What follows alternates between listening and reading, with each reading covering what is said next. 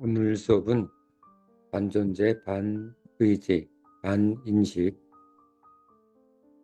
반존재, 반의지, 반인식이 이루는 공간세계, 분열공간, 분열존재에 대해서 우리 공부해 보도록 하자.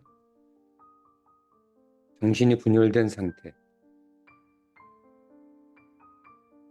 인간은 자신의 존재 속에서 분열된 자신의 정신적 존재, 미쳐버린 상태가 누구나 있는 거야.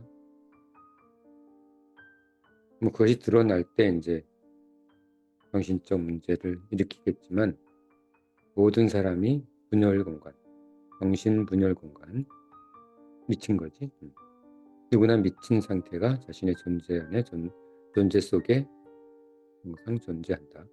자, 자신의 존재 속 미친 나, 정신 분열된 나, 그게 분열 공간, 분열 존재, 반 존재, 반의지, 반인식 공간 세계가 되겠다. 도형으로 나타내면 반존재, 반의지, 반존재, 반의지, 그리고 반인식이 이루는 8번째 사유공간.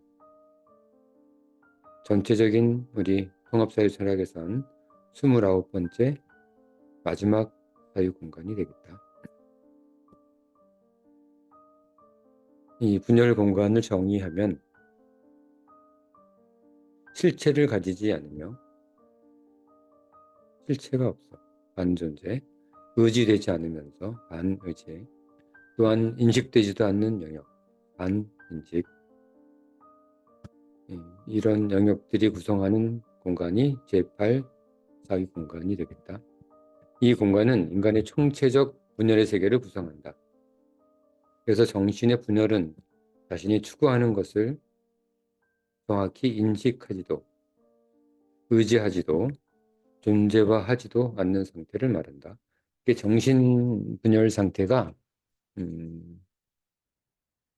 조현적 그런 모습도 있지만 나중에 알츠하이머처럼 자신의 인지 상태가 현저히 떨어지는 상태, 그 상태도 마찬가지로 정신의 분열 상태가 되겠다. 그러므로 이런 정신 분열을 위한 해결책을 얻고자 하는 사람들은 이 강의를 잘 주의 깊게 보기를 바란다. 근데 이게 꼭 정신병적 요인이 아니라 우리 인간 일반 모두 정신분열의 씨를 다 가지고 있기 때문에 누구나 정신분열증이 일어날 수 있는 거야. 정신분열자들이 특별한 사람들이 아니다. 그게 조금 강하게 나타났을 뿐이지 우리 모두는 다 미친 사람이 될 수 있는 가능성을 다 가지고 있는 거야. 자, 내용을 살펴보면 반존재, 반인지, 반인식, 관세계. 실체를 가지지 않으며 의지되지도 않으면서 또한 인식되지도 않는 세계를 제8사의 공간이라고 한다. 이는 반존재, 반인식의 평면세계에서 고찰하였던 자신의 존재 실체, 열과 명만 남기고 느낌과 지각, 식이 모두 사라지는 멸진정 상태에서 선정 상태의 마지막 단계가 되겠다. 멸진정 상태에서 남아있던 존재 실체는 유지하나. 그것이 존재하는 것마저 망각되는 상태, 마치 그런 것 같은 상태와 같다. 이는 같지는 않지만 죽음의 상태와 크게 다르지 않을 수도 있다.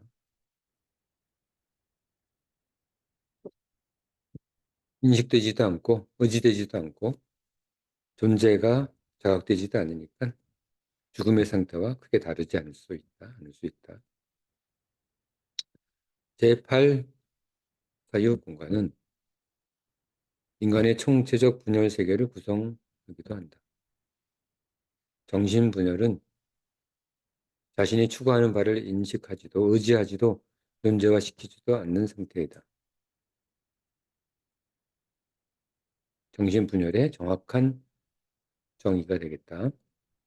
그러나 정신분열자도 자신의 실체 세계를 인식하거나 의지할 때, 순간적으로 자신의 본래 상태로 돌아올 때, 즉 자신의 양의 사유계로 일부라도 돌아오게 되면 제8 사유 공간으로부터 이탈되어 자신이 위치하던 분열의 세계로부터 벗어나게 된다.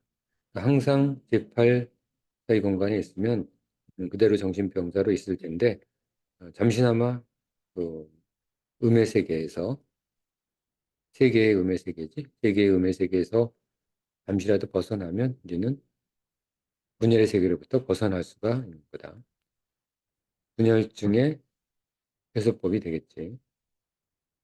정신분열은 제8 사이공간 속에 고립되어 있는 고립적 정신분열과 고립적 정신분열. 이 분열 공간과 다른 일부 특정 사이공간의 전환이 제한되는 전환 제한적 정신분열로 분류된다. 정신분열은 두 가지가 있다는 거야.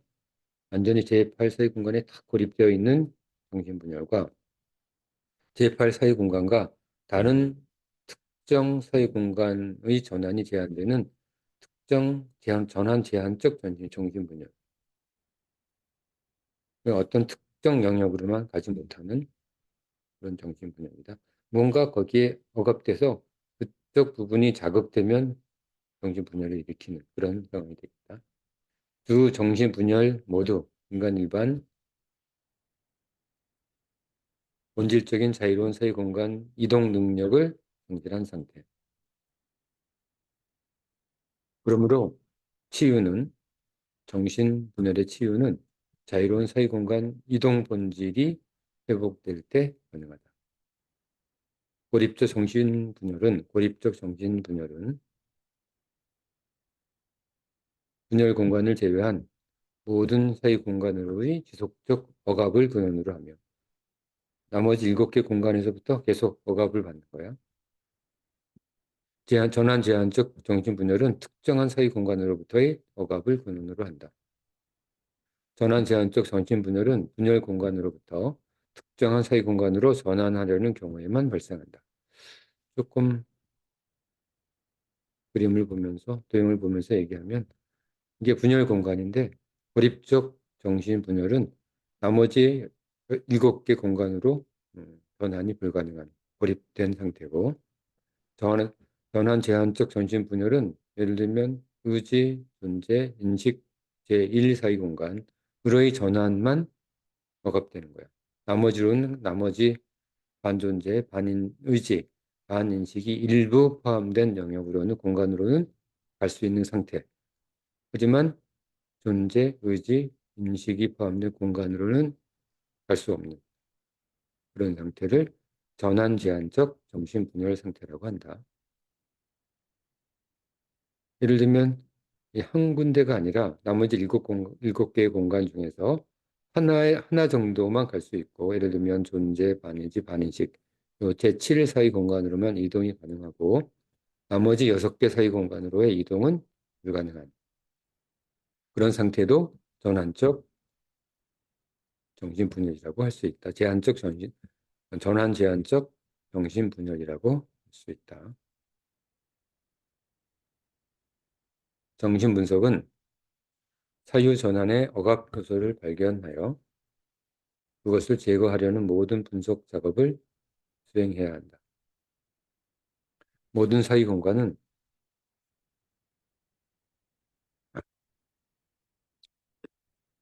전환 가능한 세 개의 사유 공간을 가지고 있다. 그렇겠지? 공간적 배치에 따라서. 제8 사유 공간은 제4 사유 공간, 반존재, 반의지, 인식, 제6 사유 공간, 의지, 반인식, 존재, 반의지, 반인식 사유 공간으로 전환 가능하다. 두 개의 분열 세계를 포함하는 사유 공간. 물론 이렇게 공간 배치상으로는 그렇지만 무라는 그런 특수한 위치, 특수한 사유 포지션으로부터 다른 공간, 이 정해진 다른 제8 사유 공간, 에서부터 이제 4 사유 공간, 제6 사유 공간, 제7 사유 공간 3개 말고도 다른 4개의 공간으로도 이동할 수 있다. 물을 통해서는. 자, 근데 그거는 특별한 경우니까 제외를 한다면 공간은 공간에서 공간으로의 이동은 3개의 공간으로 제한되는 거야. 원래부터. 그림으로 한 번 더 확인해 보면 이 공간하고 접촉하고 있는 공간은 이 공간하고 이 공간하고 그렇겠지? 위 공간, 이 공간, 이 공간, 저쪽 공간. 세 개의 공간으로 세 개의 평면으로 구성되어 있으니까 각 평면이나 평면과 접촉하고 있는 다른 공간이 이 제8 사이 공간과 이동 가능한 그런 공간이 되겠다. 물론 한 번 더 이동하면 또 다른 공간으로 갈 수도 있겠지, 당연히.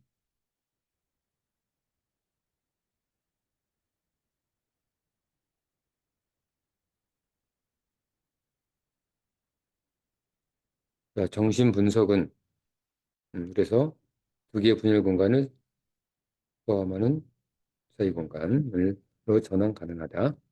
전환 제한적 정신 분열의 경우에는 전환 가능 사이 공간으로의 자유로운 전환을 위하여 전환이 억압받는 사이 공간 속 억압 요소를 해소함으로써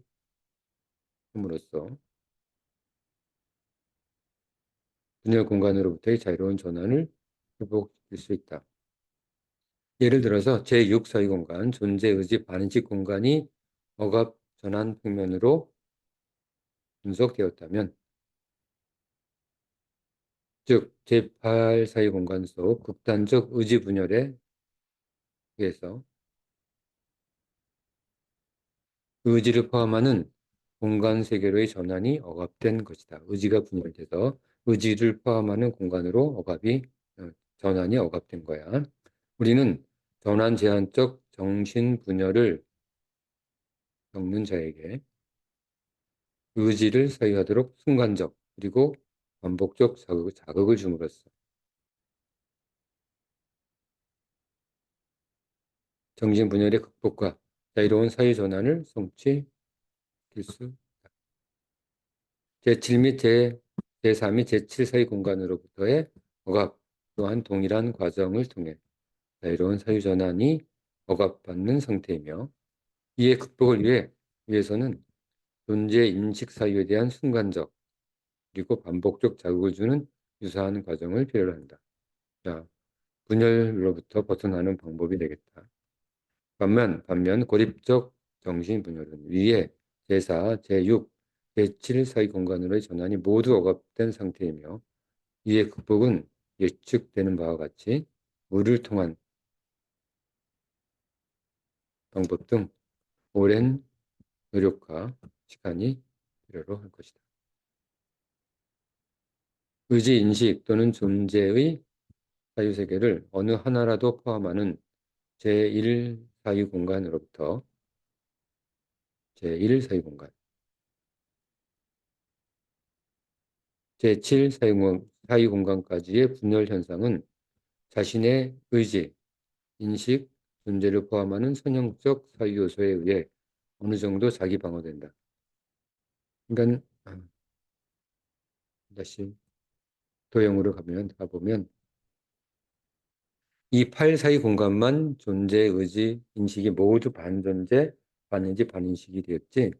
이 제7 사이 공간 같은 경우에는 존재가 포함되고 제5 사이 공간 같은 경우에는 의지, 존재, 반인식이 포함돼서 분열된 부분은 인식만 분열되고 의지와 존재는 분열되지 않았지. 그러니까 분열되지 않은 그런 세계, 분열되지 않은 그런 항목들에 의해서 선형 세계 또는 평면 세계에 의해서 전환이 가능한 거야. 일단 고립되지 않고 전환이 가능하면 우린 정신분열적 그런 세계에 갇히지는 않는다. 갇히지만 않는다면 우리는 정신분열이라고 얘기할 수 없는 거야.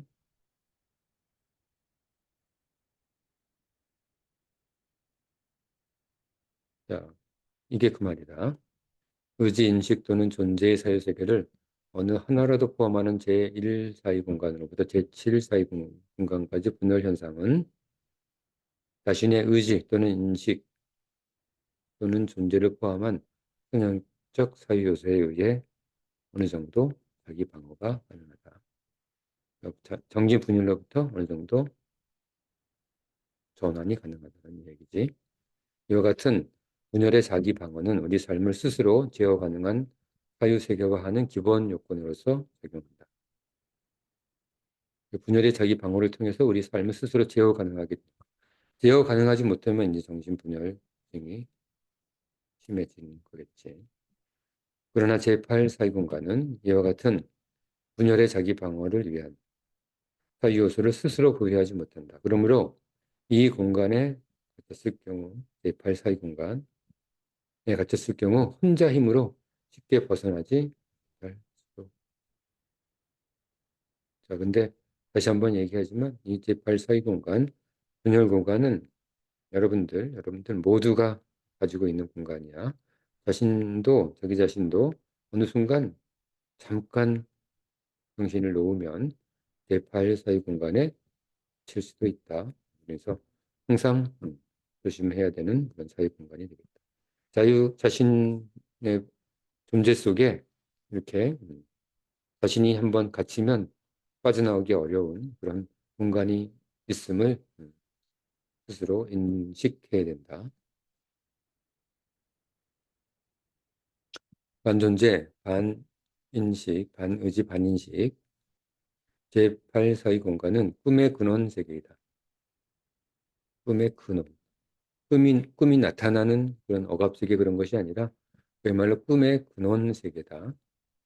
우리는 반존재, 반의지, 인식의 제4의 공간에서 억압에 의한 꿈의 세계를 소유하였으며 이런 것들이 억압돼서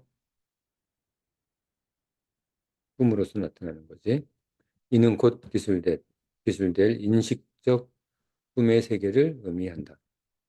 자, 프로이드가 정신분열 증상과 꿈의 구조적 유사성을 성찰한 것은 경험에 의존하여 그 근원은 불분명하였지만 합리적 고찰이었다. 자, 우리가 지금 하고 통합사회 철학 강의에서 이렇게 논리적으로 설명하지는 못했지만 그 근원이 불분명하였지만 합리적 고찰은 고찰이었다.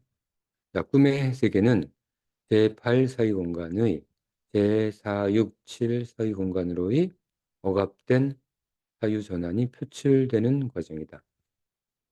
우리가 어떤 다른 공간으로서 전환을 해야 되는데 그래야 자유로운 사유 상태가 유지되는데 그게 억압되면 그게 이제 꿈으로서 현시이 된다. 꿈은 이와 같은 억압 전환 과정 분류에 따라 인식적 꿈, 의지적 꿈, 존재적 꿈으로 분류된다. 반인식에 의한, 반존재에 의한, 반의지에 의한 꿈으로 분류된다. 자, 그래서 첫 번째 인식적 꿈은 제4 사유공간으로의 전환을 억압받은 제8 사유공간의 사유가 표출되는 과정이다.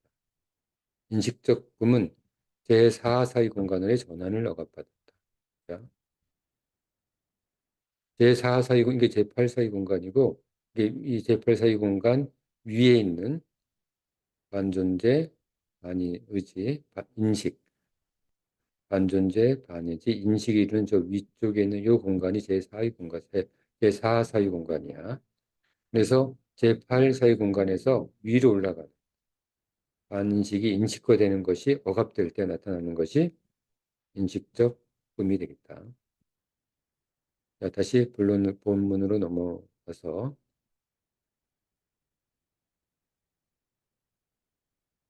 인식적 꿈은 제4사유 공간으로 전환을 억압받은 제8 사유 공간 사유가 표출되는 과정이다. 이 꿈속에서 인간 일반, 우리 사람들은 자신이 인식하지 못하고 무의식 속으로 묻어버린 사유를 인식화한다. 이제 꿈이 되는 거지. 우리는 꿈을 통해 인식할 수 없었던 사유를 인식화시킨다. 그러므로 인간은 꿈을 분석함으로써 반인식, 무의식 세계를 부분적으로 사유할 수 있다.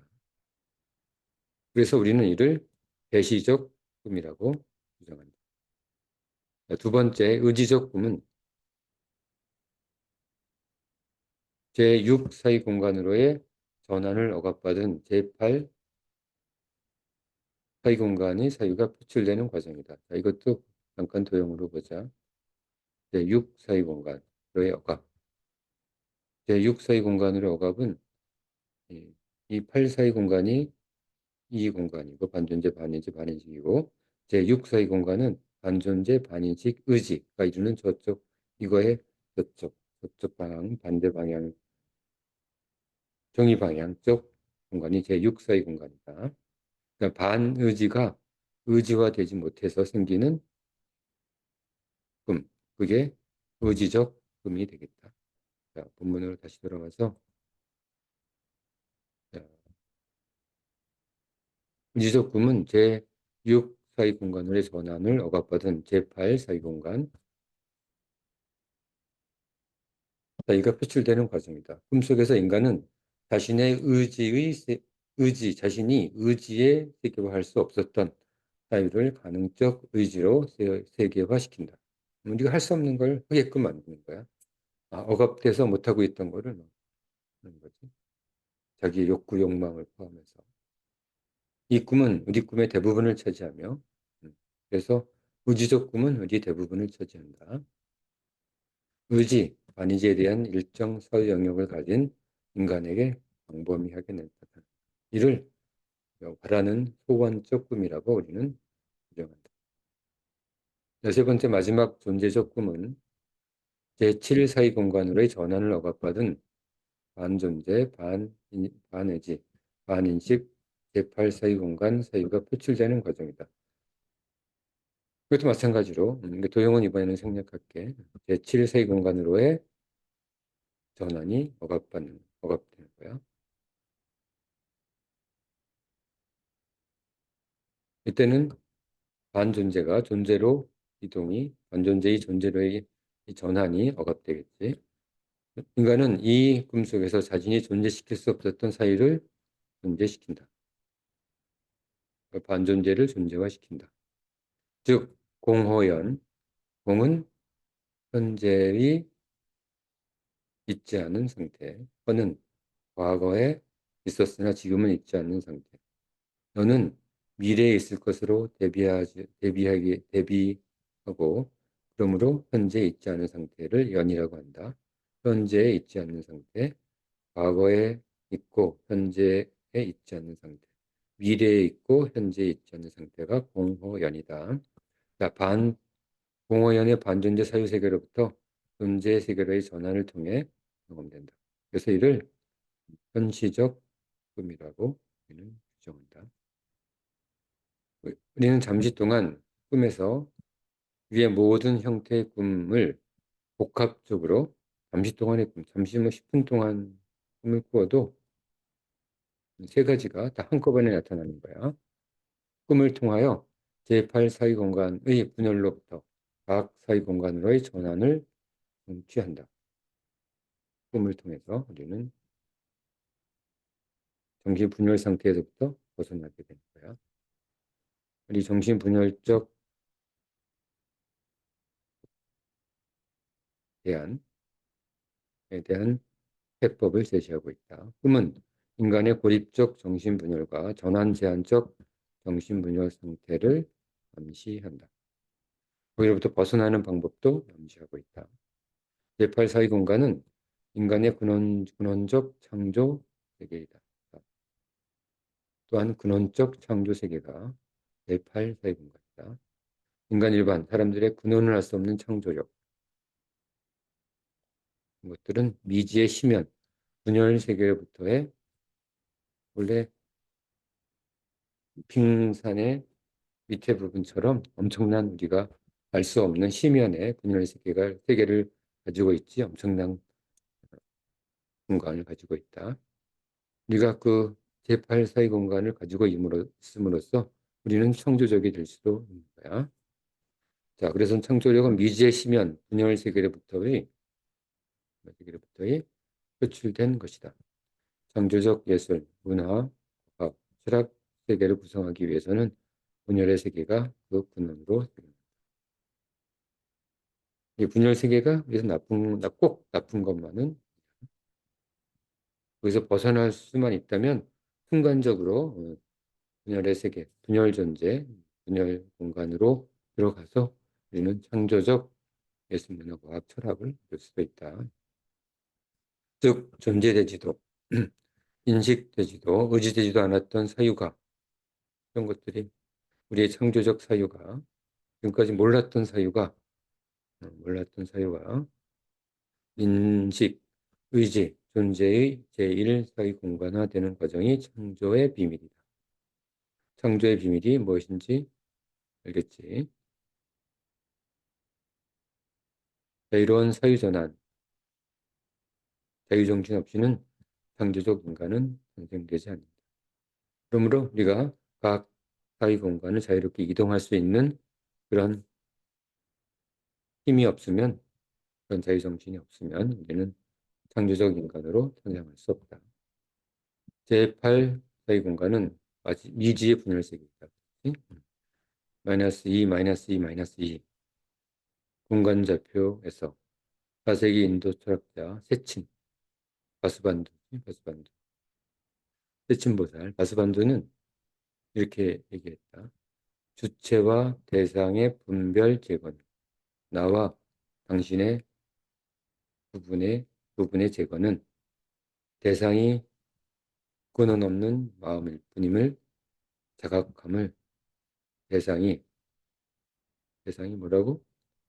근원 없는 마음일 뿐이라는 거야.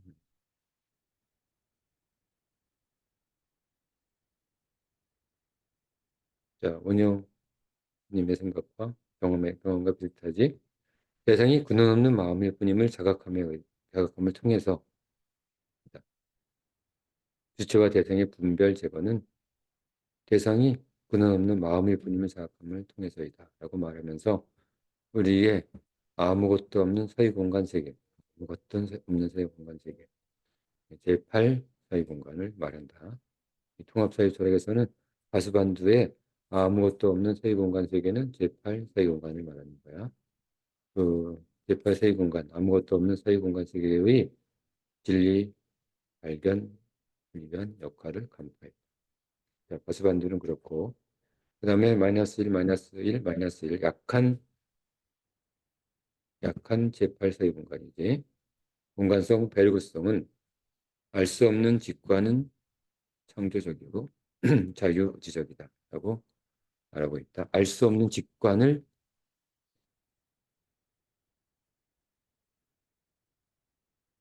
라고 하면서 대상의 발전 근원으로서 미래의 잠재를 주장했다.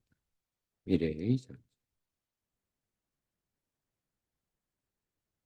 순간적 제8사의 공간으로의 이동을 말한다. 또한 우리 삶은 존재도 의지도 인식도 아닌 알 수 없는 무엇, 직관 또는 잠재에 의해서 결정된다고 생각하는 제8사의 공간적 정신을 우리의 철학 체계에 도입하고 있다. 자, 분열의 세계 공간은 인간에게 창조할 수 있는 주체로서의 힘을 부여하는 자유 공간입니다. 그리고 창조적 인간은 분열의 공간을 한 가지로 포함하여 우리 총체적 사유 영역을 확대시킬 수 있는 통합 포함하여 우리 총체적 사유 영역을 확대시킬 수 있는 통합 사유 철학을 필요로 할 것이다. 그치? 우리가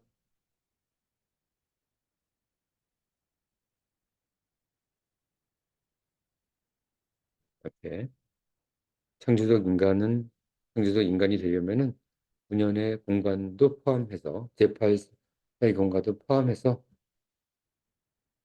우리의 공간 세계를 보유해야 할 것이다. 그렇지?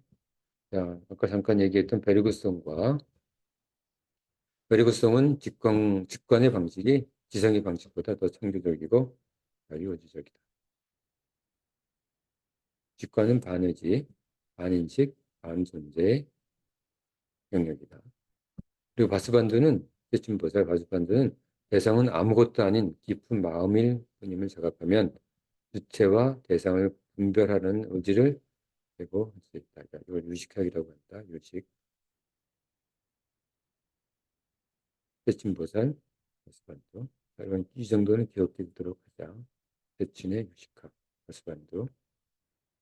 자, 이 제8 사회 공간은 반존재, 반의지, 그리고 반인식이 이루는 분열 공간, 분열 세계가 되겠고, 이 세계를 통해서 우리는 정신 분열의 현상을 겪게 되고, 고립적 정신 분열, 전환 제한적 정신 분열을 겪게 된다. 그리고 이 세계는 우리의 꿈의 세계, 존재적 꿈, 의지적 꿈, 인식적 꿈의 근원 세계가 될 뿐만 아니라 마지막으로 이 존재는 우리가 알 수 없는 근원이 있기 때문에 무한한 근원이 있기 때문에 이 제8사의 공간은 무한한 거예요. 이 세계가. 우리가 알 수 없기 때문에 이 공간을 우리 사유 영역 속에 포함시켜서 이 공간에 고립되면 안 되겠지. 그리고 전환 제한이 되면 안 되겠지.